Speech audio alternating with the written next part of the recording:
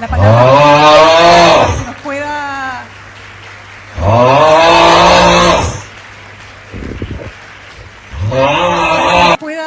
Doctor Maturana, desde su mirada, ver cómo usted observa la salud.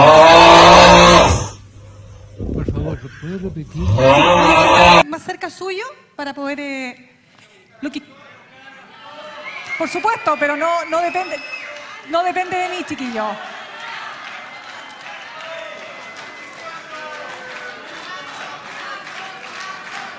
Doctor Maturana, quisiera...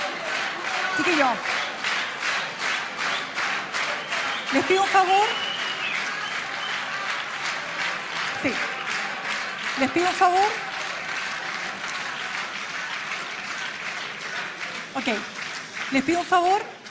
Yo no me puedo hacer el profesor Gastón Sublet de Perfecto, pero les pido un favor, por respeto a los que estamos aquí, sobre todo por respeto al doctor Maturana, ¿podemos seguir? Por favor, ¿cierto? Ok.